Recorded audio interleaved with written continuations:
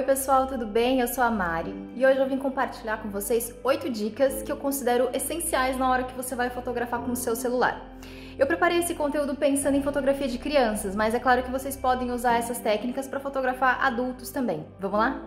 A primeira dica é abaixar na altura da criança. Assim você vai garantir uma conexão olho no olho e faz com que a criança se sinta mais à vontade e você fotografa na perspectiva correta, evitando que a cabeça fique desproporcionalmente maior que o restante do corpo.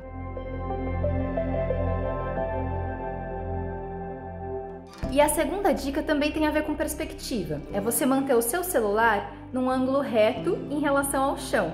Nem muito inclinado para frente, nem muito inclinado para trás. Isso também garante uma perspectiva correta, com as linhas geométricas que não fiquem tortas, por exemplo, as paredes, ou que a cabeça fique maior do que o corpo.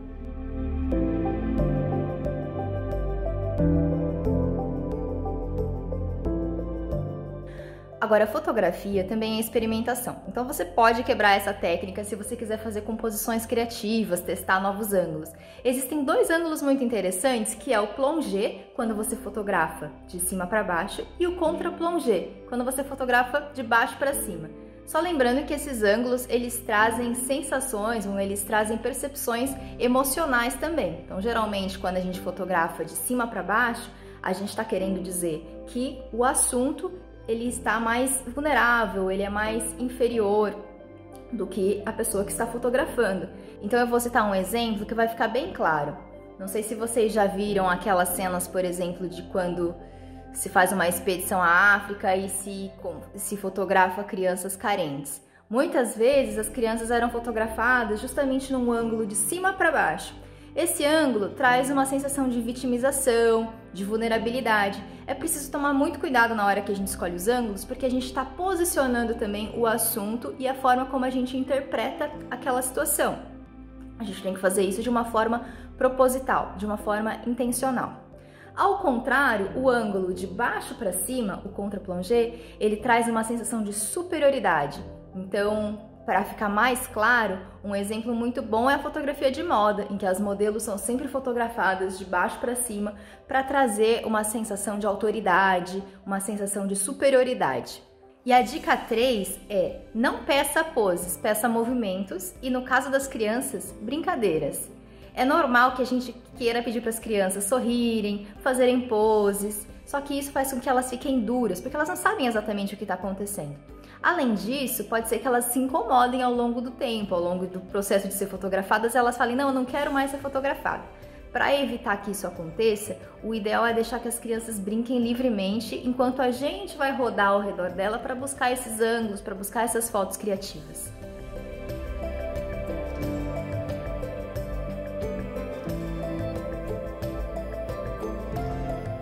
Dica 4. Fotografe durante o dia e escolha os lugares mais iluminados da casa.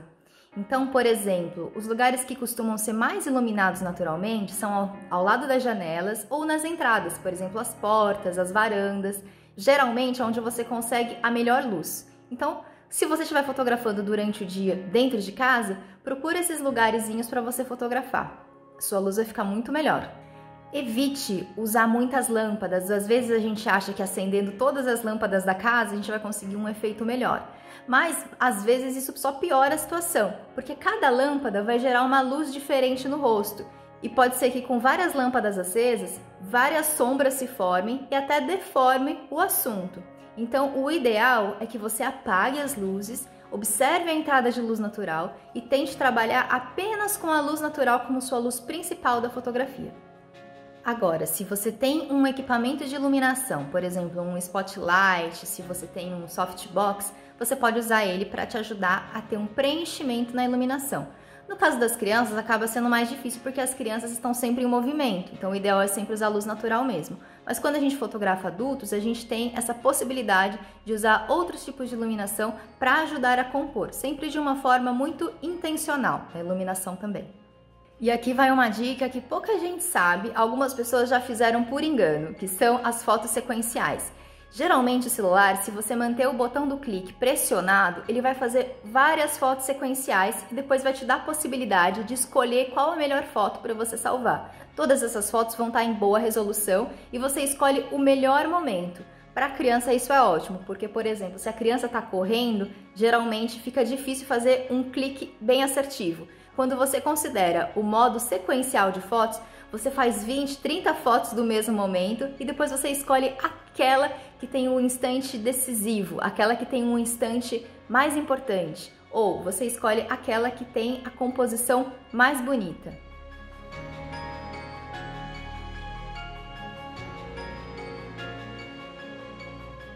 A sexta dica é uma dica sobre composição.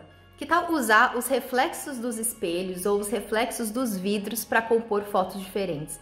Os vidros, geralmente, eles trazem uma sensação meio onírica, uma sensação de sonho. Então dá para trabalhar de uma forma bem criativa na hora que você for usar o seu celular, procurando projetar esses reflexos na imagem de uma forma que você crie uma composição interessante.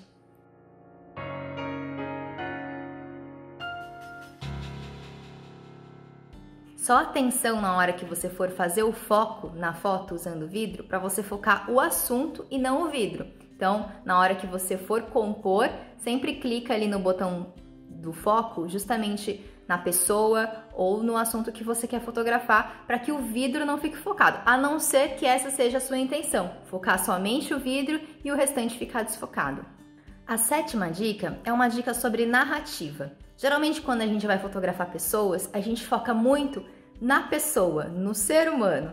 Mas existem outros objetos que fazem parte de uma história que também podem ser fotografados. Então, por exemplo, se você está fotografando crianças aprendendo a andar de bicicleta, por que não fotografar também a bicicleta jogada ao chão no meio da varanda? Aquilo também faz parte da história e traz uma riqueza de detalhes que ajudam a compor a sua narrativa. Isso é pensar não a foto apenas individualmente, mas trazer essa sequência de fotos em forma de um ensaio. O ensaio é justamente isso, uma série de imagens que cada uma conta uma parte da história. E você não precisa focar somente nas pessoas. Os objetos também ajudam você a contar essa história. Eles trazem esse poder da narrativa.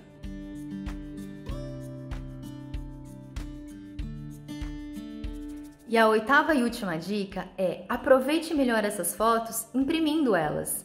A maioria de nós faz as fotos no celular, depois guarda e nunca mais vê. Ou pior ainda, em algum momento a gente acaba deletando porque acaba o espaço, a memória do nosso celular e a gente tem que deletar as imagens.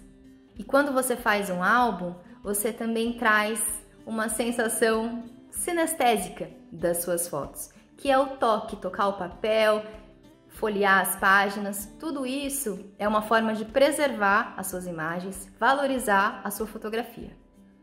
Bom, eu espero que vocês tenham gostado das dicas e que vocês consigam aproveitar elas na hora que for fotografar no seu dia a dia.